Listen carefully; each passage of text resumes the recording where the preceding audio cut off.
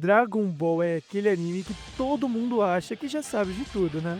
Mas a real é que tem muita história canônica que nunca foi mostrada, nem no anime e nem no mangá. No máximo apareceu ali num filler perdido, ou só foi comentada pelo Akira em uma entrevista, guia oficial, ou um detalhe mesmo que passou batido. E é aí que fica mais legal ainda, porque a gente descobre que o universo de Dragon Ball é muito maior do que aquilo que a gente já viu. Então, aqui no Jornada, a gente separou algumas dessas histórias escondidas para contar tudo o que sabemos delas. E eu já adianto, tem cada coisa que dava fácil para virar um filme ou até um arco inteiro.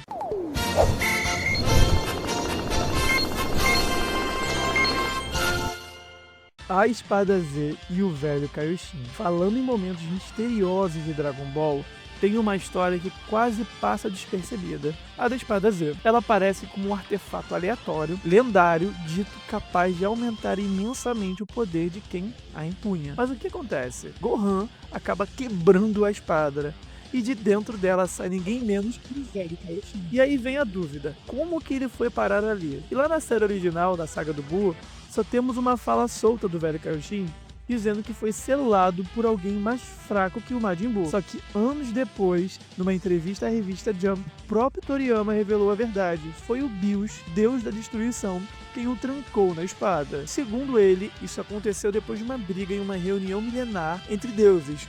Mas se a gente parar pra pensar, dá até para imaginar uma história mais elaborada. O Velho Kaioshin poderia ter concedido seu poder místico a um guerreiro, transformando a Espada Z em sua arma. Talvez esse guerreiro fosse a aposta do Velho Kai contra o Bills, como uma forma de tentar mudar o equilíbrio de poder entre os deuses da criação e os deuses da destruição. Só que, claro, o plano não deu certo. Bills derrotou o guerreiro facilmente, provavelmente com aquele famoso toque na testa, e irritado com a ousadia do Velho Kai, decide dar um exemplo e sela o próprio Kaioshin dentro da espada que antes era usada contra ele. Depois, simplesmente enfia a espada num pilar de pedra, imaginando que ninguém mais teria força para removê-la, tipo aquela espada lendária do Rei Arthur. E o detalhe curioso é que isso também faz sentido dentro do papel do Bills. Ele é um deus da destruição e não da criação. Então quem teria forjado a espada de fato? Provavelmente foi o Whis, deixando o artefato pronto para ser usado como prisão. No fim das contas, esse mistério da Espada Z é um dos exemplos perfeitos de como Dragon Ball esconde pequenas pérolas de sua mitologia em lugares inesperados, e até mesmo numa entrevista anos depois do anime. Bills destruiu o planeta do Senhor Kaiô. E essa não foi a única confusão que o Bills causou. Você já parou para pensar por que o planeta do Senhor Kaiô é tão pequeno? Aquele mundinho onde Goku treinou artes marciais depois de morrer, na verdade, ele só existe assim porque Bills destruiu o original. Segundo Toriyama, tudo aconteceu de um jeito meio bizarro. Em algumas entrevistas ele diz que foi durante um jogo de esconde-esconde, em outros que foi em um videogame de corrida, tipo um Mario Kart. E o que se sabe é que Bills se irritou depois de perder e resolveu destruir o planeta do Senhor Kaiô. Muito tempo Bills destruiu seu mundo, deixando-o menor, e fez isso depois de perder no esconde-esconde. Ah, eu fiz isso? O detalhe é que o planeta anterior era gigantesco, cerca de 100 vezes maior do que o atual. Ele tinha estradas enormes, perfeita para aquele hobby favorito do Kaiô, que era dirigir. E depois da destruição, tudo que sobrou foi um fragmento do planeta, e o Kaiô remodelou aquilo em uma bolinha como uma estrada circular. E foi assim que nasceu o planetinha minúsculo que a gente conhece hoje. Já em Dragon Ball Super, o Kaiô até tenta usar as esferas do dragão de Namekusei para restaurar o seu planeta original. Mas quem atrapalha? O próprio Goku.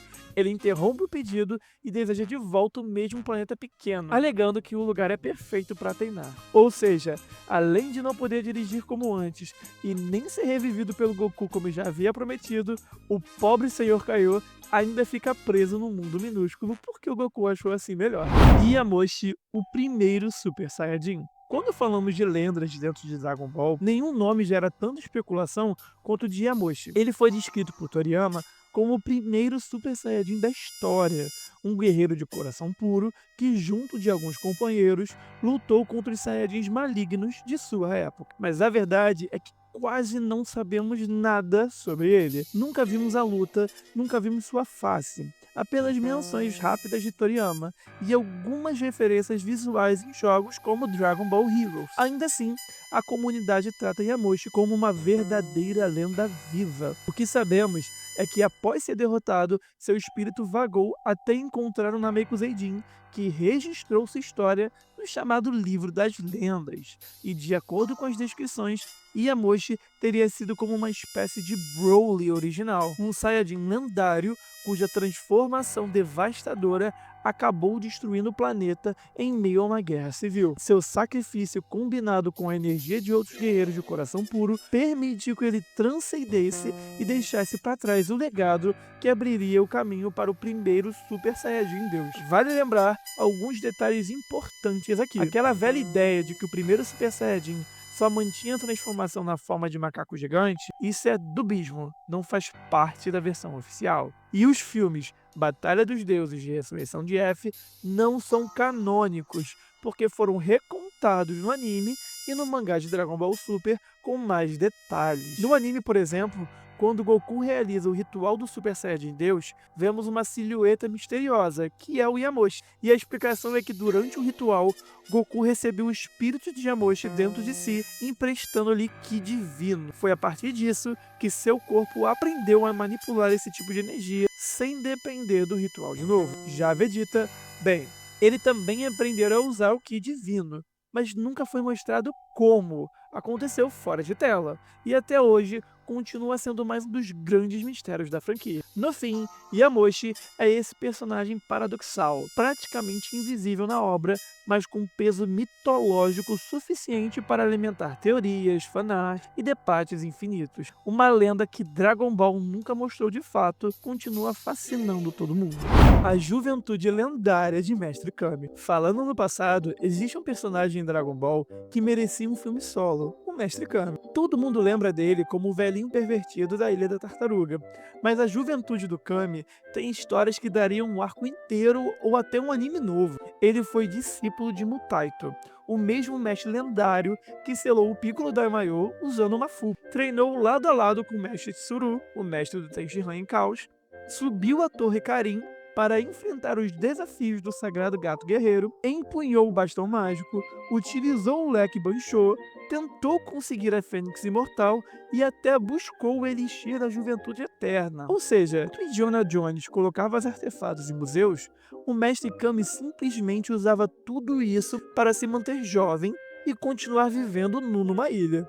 O mais próximo que vimos disso no anime foi a menção às guerras contra o Piccolo Daimayo, quando Mutaito se sacrifica para selar o vilão. Mas imagina, acompanhar isso em detalhe, um jovem Kami e um jovem Tsuru lutando juntos para salvar o mundo, seria puro ouro, e daria até para explorar a dinâmica entre eles.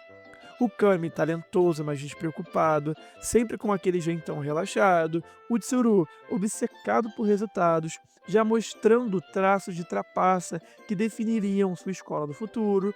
E no meio disso tudo, a Uranai Babá, como a irmã mais velha dos dois, trazendo humor, miticismo e aquele clima excêntrico que só ela consegue. Esse arco também mostraria o nascimento de duas filosofias opostas. A escola da tartaruga, focada em disciplina e resistência, contra a escola da garça, mais voltada para técnica e ataques diretos, igual aqueles do Tenshinhan que são muito poderosos. No fim, a juventude do Mestre Kami não é só uma nota de rodapé em Dragon Ball, é um pedaço riquíssimo da história que nunca foi explorado de verdade e que poderia facilmente render uma saga inteira cheia de humor, drama e, claro, artes marciais no melhor estilo clássico da franquia. O passado de Mr. Satan e sua quase primeira morte. Você sabia que o Mr. Satan já enfrentou um lendário Tal Pai Pai? Isso mesmo.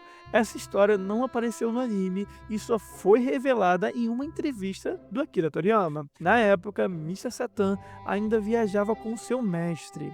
Em uma dessas viagens, eles acabaram zombando da aparência de um homem em um bar. O problema é que esse homem era justamente o Tal Pai Pai. O resultado, o mestre de Mr. Satan morreu na luta e ele próprio ficou gravemente ferido. Esse episódio marcou tanto ele que ele fez uma promessa: nunca mais lutaria contra alguém desconhecido ou que parecesse muito mais forte. E olha como isso explica o jeito dele em Dragon Ball Z. Sempre entrando em cenas cheio de coragem, mas recuando quando percebe que está diante de alguém muito além do normal. Mas as curiosidades sobre o personagem não param por aí. O verdadeiro nome de Mr. Satan é Mark. Ele chegou a ser casado com uma mulher chamada Miguel, que era uma cantora inclusive, e até o famoso título Satan vem na verdade do dojo onde ele treinava artes marciais. Ou seja, por trás do alívio cômico existe toda uma história de tragédia, superação e escolhas que moldaram o campeão do mundo que a gente conhece hoje. E sério, galera, com isso tudo dava pra fazer fácil um episódio especial só do Mr. Satan, explorando desde sua juventude até os traumas que definiram o herói mais humano de Dragon Ball. Goku versus Mecha Frieza e King Cold. Essa com certeza é um dos melhores what ifs de Dragon Ball. No nosso universo, quem chega antes de Frieza e King Cold causarem destruição é o Trunks do futuro. Ele resolve tudo em segundos, corta a Frieza no meio e pronto, acabou. Mas e no próprio futuro do Trunks? Lá, quem voltou antes de tudo foi o Goku. Foi ele quem enfrentou o Frieza reformado e o próprio King Cold sozinho. Como teria sido essa luta? Imagina a cena: Frieza confiando na sua nova forma mecânica e Cold se achando invencível. E claro, Goku aparecendo do nada com um teletransporte.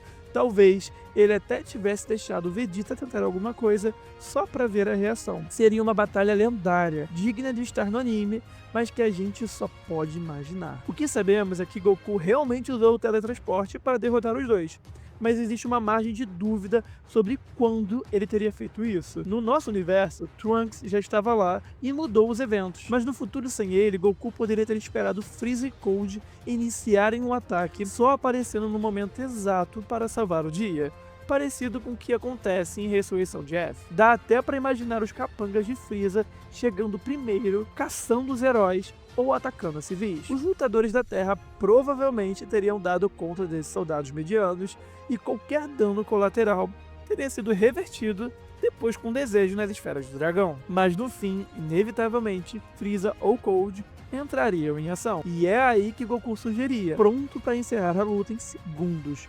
Um confronto épico que poderia ter sido uma das batalhas mais icônicas da franquia, mas que acabou ficando apenas na nossa imaginação. E olha, essas foram só algumas das histórias escondidas que a gente separou, mas tem muito mais coisa nesse universo que nunca apareceu de verdade, nem no anime ou no mangá. Se você conhece alguma história que merecia estar aqui, comenta aqui embaixo que a gente traz numa próxima jornada. E não esquece, curte o vídeo, se inscreve no canal para não perder nada e nos vemos na próxima jornada.